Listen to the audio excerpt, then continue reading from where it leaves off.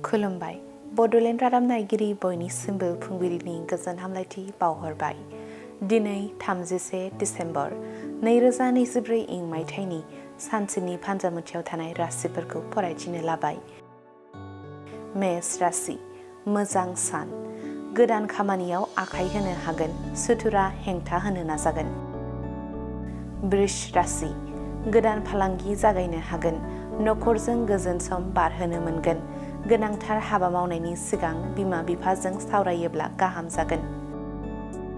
मिथुन राशि, जेंना गोनां सान। हाबा हुखायाव मुखुब जानानै थानांगोन, देहाखौ लोरबां मोनगोन। कर्कट राशि, मोजां सान। गोजान लामा हान्थिनांनो हागौ, गेदेरफोरनि बोसोनजों आगान सुरोब्ला जाफुंसारनायखौ मोनगोन।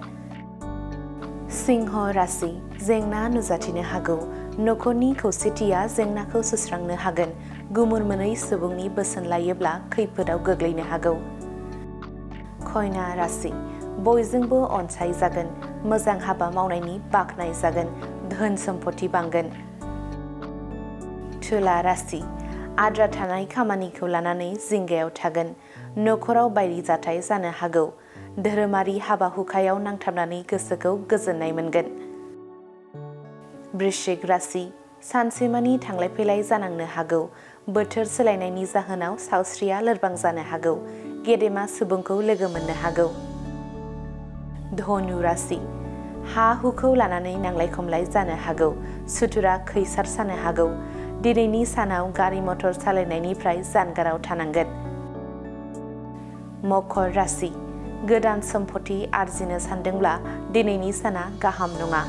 देहायारि जेंनाफोरा खैफोदाव खोख्लैगोन, खोथा बाथ्राफोरखौ हमथानानै रायज्लायनांगोन। कुम्भ राशि, थांखि होसोगोन, नखराव गोथार हाबाफारि खुंजानो हागौ, बेफार फालांगियाव मुलाम्फा जागोन।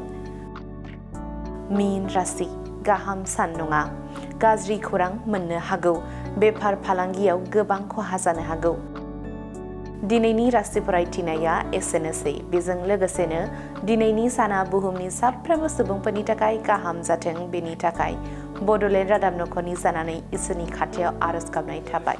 गोजोन्थों।